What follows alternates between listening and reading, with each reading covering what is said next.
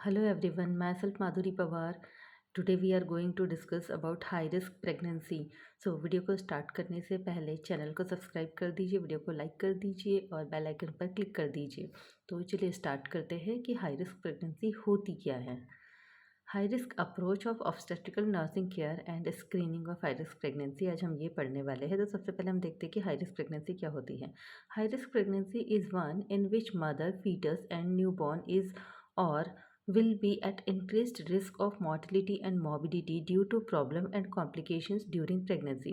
Pregnancy के दौरान कोई भी प्रॉब्लम या कॉम्प्लिकेशंस होते हैं तो इन प्रॉब्लम्स और कॉम्प्लिकेशंस की वजह से मदर को, फीटस को या फिर जो न्यूबॉर्न है उसको किसी भी तरह का मॉर्टेलिटी या मॉर्बिडिटी की रिस्क जब बढ़ जाती है तो ऐसी प्रेगनेंसीज को हम बोलते हैं कि हाई रिस्क प्रेगनेंसी है। अब इसका पर्पस क्या है, हाई रिस्क प्रेगनेंसी को आइडेंटिफाई करने का क्या पर्पस है। First purpose is to provide better service for all but with special attention to those who need the most. ठीक है, जितनी भी हमारी एएनसीज है मतलब गर्भवती महिलाएं हैं उनको सबको बेटर सर्विसेज प्रोवाइड करने का पर्पस होता है, लेकिन उन महिलाओं को जिनको रिस्क है उनको हमें स्पेशल अटेंशन देना है। A high risk pregnancy is one in which some condition puts the mother and the developing foetus और both at higher than normal risk for complications during और after the pregnancy and the birth. वही बताया गया है कि high risk pregnancy क्या है, वही कंडीशन है या वही प्रेगनेंसी है जिसमें कि मदर को या डेवलपिंग फीटस को या फिर दोनों को नॉर्मल के कंपैरिजन में ज़्यादा रिस्क रहती है किसी भी कॉम्प्लिकेशंस की। प्रेगनेंसी के दौरान भी, ड्यूरिंग डिलीवरी भी और डिलीवरी के बाद भी बहुत ज़्यादा रिस्क रहती है। तो ऐसे प्रेगनेंसीज को हम हाई रिस्क प्रेगनेंसी कहते हैं। ठीक है, अब हाई रिस्क मदर कौन सी होती है हम ये देखते हैं। तो high risk mothers are woman below 18 years of age over 35 years in primigravida. ऐसी महिला जो कि प्राइमी ग्रेविडा है और उन महिला की एज अगर 18 साल से कम है तो भी वो हमारी हाई रिस्क मदर रहेगी, या फिर 35 ईयर्स से अबव एज है तो भी वो हमारी हाई रिस्क मदर रहेगी प्राइमी ग्रेविडा में। ओके, वुमन हु हैड 4 और मोर प्रेगनेंसीज एंड डिलीवरीज। ऐसी महिला जिनकी 4 से ज़्यादा प्रेगनेंसीज हो चुकी है, 4 से ज़्यादा डिलीवरीज हो चुकी हैं, ऐसी महिला भी हमारी हाई रिस्क महिलाएं रहेगी। एल्डरली ग्रैंड मल्टी पैरा, ऐसी महिला जो कि एल्डरली है और ग्रैंड मल्टी पैरा है तो ऐसी महिला भी हमारी हाई रिस्क महिला रहेगी। Woman who had her history of previous caesarean section और इंस्ट्रूमेंटल डिलीवरी। ऐसी महिला जिनकी पहली डिलीवरी जो है वो सिजेरियन सेक्शन के थ्रू हुई है या किसी भी इंस्ट्रूमेंटल डिलीवरी हुई है उनकी, तो ऐसी महिला भी हमारी हाई रिस्क महिला रहेगी। ठीक है, अब इंस्ट्रूमेंटल डिलीवरी में जैसे फॉर्सेप डिलीवरी हो गई, वेंटस एक्सट्रैक्शन हो गया, तो ऐसी महिला हमारी हाई रिस्क महिला हो सकती है। नेक्स्ट, शॉर्ट स्ट्रेचर, अगर महिला की हाइट 140 सेंटीमीटर से कम है, ठीक है, शॉर्ट स्ट्रेचर प्राइमी है, 140 सेंटीमीटर से कम उसकी हाइट है तो वो भी हमारी हाई रिस्क महिला होगी। माल प्रेजेंटेशन लाइक ब्रीच, ट्रांसवर्स लाई और शोल्डर प्रेजेंटेशन, ठीक है, ऐसी महिला जिसका ब्रीच प्रेजेंटेशन आ रहा है या ट्रांसवर्स लाई आ रहा है या शोल्डर प्रेजेंटेशन आ रहा है तो ये भी हमारी हाई रिस्क महिला रहेगी। ठीक है, अगर किसी महिला को एंटीपार्टम हैमरेज का हिस्ट्री रहा है ड्यूरिंग एएनसी तो वो भी हमारी हाई रिस्क महिला है। प्री एक्लेम्शिया या एक्लेम्शिया अगर डायग्नोस हुआ है तो वो भी हमारी हाई रिस्क महिला है। अनीमिया अगर महिला को डायग्नोस हुआ है तो भी वो हाई रिस्क महिला है। ट्विंस प्रेगनेंसी है तो भी हाई रिस्क है। पॉलीहाइड्रोमनियास है मतलब लाइकेट ज़्यादा है तो भी वो हाई रिस्क है।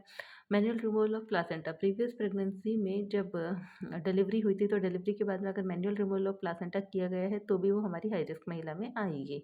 प्रीवियस स्टील बर्थ, अगर हिस्ट्री है महिला के साथ प्रीवियस स्टील बर्थ की या इंट्रायूटेराइन डेथ की या फिर अबॉर्शन की हिस्ट्री है तो ऐसी महिलाएं भी हमारी हाई रिस्क महिला में आती हैं।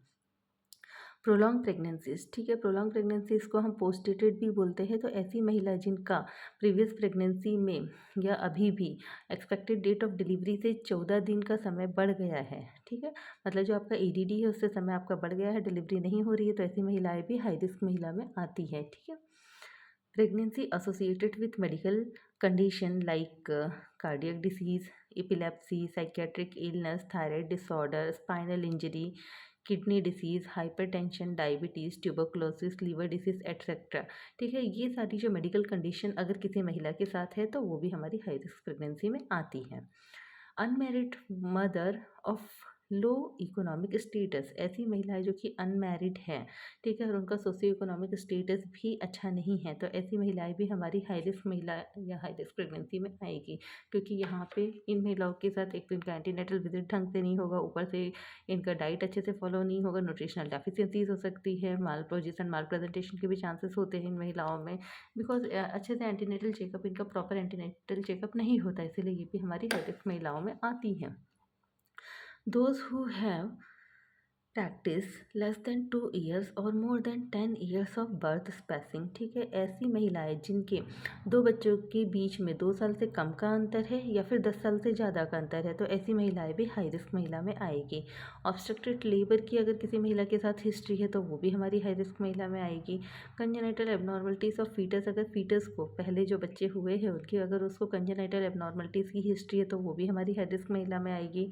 दोज विद सिफेलोपेल्विक डिस्प्रपोर्शन, ऐसी महिलाएं जिनको सिफेलोपेल्विक डिस्प्रपोर्शन डायग्नोस हुआ है, सीपीडी डायग्नोस हुआ है, तो ऐसी महिलाएं भी हमारी हाई रिस्क महिला में आएगी।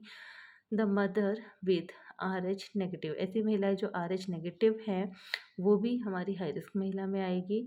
दोज विथ ओबेसिटी और माल न्यूट्रिशन, ऐसी महिलाएं जिनको ओबेसिटी है या माल न्यूट्रिशन है वो महिलाएं भी हमारी हाई रिस्क महिला में आती हैं, ठीक है। अब हम कैसे प्रिवेंट कर सकते हैं, prevention of high risk incidents of high risk pregnancy, ठीक है, हाई रिस्क प्रेगनेंसीज को हम किस तरह से प्रिवेंट कर सकते हैं। तो फर्स्ट है bye improving pre pregnancy health of the woman, महिला की प्री प्रेगनेंसी हेल्थ को हम इम्प्रूव करके प्रिवेंट कर सकते हैं। मतलब कि उसने कंसीव नहीं किया, कंसीव करने से पहले ही अगर हमने उसकी हेल्थ को इम्प्रूव कर दिया, जिसको हम प्री कंसेप्शनल केयर भी कहते हैं, जिसमें हम फॉलिक एसिड देते हैं और मदर को न्यूट्रिशन प्रोवाइड करते हैं ताकि उसमें माल न्यूट्रिशन जैसा कोई भी प्रॉब्लम ना हो, तो उसी को हम बोलते हैं कि pre pregnancy health of the woman, मतलब महिला की प्रेगनेंसी से पहले ही हेल्थ को हम इम्प्रूव कर दें, देन वो कंसीव करें।